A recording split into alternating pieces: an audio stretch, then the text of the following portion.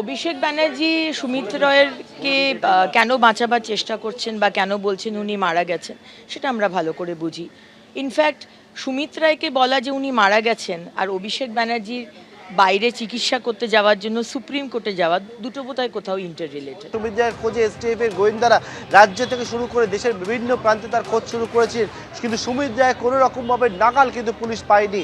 গত পরশু দিনকে সুপ্রিম কোর্ট থেকে শালবনির যে মামলা, সেই মামলায় একটা সাময়িক স্বস্তি পায় সুমিত রায়, কিন্তু আরও অন্যান্য একাধিক মামলাগুলো রয়েছে যে মামলায় কিন্তু সুমিত রায় কোনো রকমভাবে যে ডেবরার মামলা ছাড়া অন্যান্য মামলাতে তার কোনো রকমভাবে কোনো রক্ষা কবচ নেই। সেই মামলাগুলিতে রক্ষা কবচের জন্য গতকালকে হাইকোর্টের দ্বারস্থ হয়েছিলেন অভিষেক বন্দ্যোপাধ্যায়ের আত্মসহায়ক সুমিত রায়, কিন্তু হাইকোর্ট থেকেও কিন্তু কোনো রকমভাবে রক্ষা কবচ সে হচ্ছে পায়নি। কিন্তু সুপ্রিম কোর্টের যে নির্দেশ ছিল যে মামলার পরবর্তী যে তারিখ রয়েছে হিয়ারিংয়ের, অর্থাৎ 14ই আগস্ট পর্যন্ত, এই তারিখ পর্যন্ত গ্রেপ্তার করা যাবে না। কিন্তু মামলা যেহেতু অত্যন্ত গুরুতর রয়েছে, অভিযোগগুলো গুরুতর রয়েছে, তার জন্য সুমিত রায়কে সহযোগিতা করতে হবে তদন্তকারীদেরকে, এবং সেই মতো বলা হয়েছিল সকাল 10টা থেকে সন্ধ্যে 6টা পর্যন্ত মধ্যে তদন্তকারীরা ডাকলে তাকে কিন্তু সেই ডাকে সাড়া দিতে হবে। এবং সুপ্রিম কোর্টের নির্দেশের পর আমরা দেখি গতকালকে সিআইডির টিম সুমিত রায়ের যে বাড়ি, সেই বাড়িতে পৌঁছায়, গিয়ে তাকে নোটিশ দেওয়া হয় এবং নোটিশ ধরিয়ে বলা হয় যে আজকে কোনো রকমভাবে আইনজীবী ছাড়াই সুমিত রায়কে আসতে হবে ভবানী ভবনে, এবং সকাল 10টার সময় হাজিরা দেওয়ার জন্য একেবারে নির্দেশ দেওয়া হয়। এবং তারপর আমরা দেখলাম 10টা বাজার 6 মিনিট আগে অভিষেক বন্দ্যোপাধ্যায়ের আত্মসহায়ক সুমিত রায় সে হচ্ছে হাজিরা দিল। সুমিত রায়কে দেখলে যে একাধিক প্রশ্ন করা হলো, কিন্তু কোনো প্রশ্নের উত্তর সংবাদ মাধ্যমের সামনে সুমিত রায় দেননি।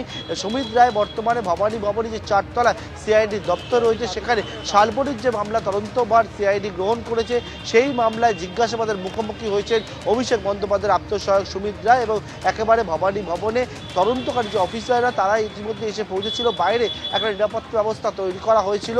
এবং তারপর আমরা দেখলাম কালো রঙের একটি গাড়িতে করে সুমিত রায় একাই সেই গাড়িতে করে এলেন, এবং আসার পর সুমিত রায় হচ্ছে যে জায়গায় রিসেপশন রয়েছে সেখানে যান, এবং গিয়ে ভবানী ভবনে সিআইডির আধিকারিকদের জিজ্ঞাসাবাদের বর্তমানে মুখোমুখি হয়েছেন অভিষেক বন্দ্যোপাধ্যায়ের আত্মসহায়ক। এবং তাকে হচ্ছে এই যে শালবনী যে জমি দুর্নীতি মামলা, যেখানে হচ্ছে কোটি কোটি টাকা সরকারি জমিকে প্রাইভেট ল্যান্ড দেখিয়ে বিক্রি করার অভিযোগ, যে মামলায় হচ্ছে তৃণমূলের প্রাক্তন বিধায়ক ও সুজয় হাজরাকে গ্রেপ্তার করার পর উঠে আসে পুলিশ তদন্ত যে সুজয় হাজরার অ্যাকাউন্টে নথি দেখে বলে পুলিশ যে সুজয় হাজরার সঙ্গে একটা কোটি কোটি টাকা লেনদেন হয়েছিল অভিষেক বন্দ্যোপাধ্যায়ের আত্মসহায়ক, এবং সেটা হচ্ছে এই দুর্নীতির টাকা, এই জমি দুর্নীতির টাকা। এবং তার সুমিত রায়ের বিরুদ্ধে অ্যারেস্ট ওয়ারেন্ট থেকে শুরু করে লুকআউট সার্কুলার জারি করা হয়েছিল। সেই সুমিত রায় ভবানী ভবনে জিজ্ঞাসাবাদের মুখোমুখি হয়েছেন সিআইডি আধিকারিকদের, এবং সকাল 9:54-তে 10টা বাজে 6 মিনিট আগে সুমিত রায় ভবানী ভবনে এসে পৌঁছেছেন আজকে।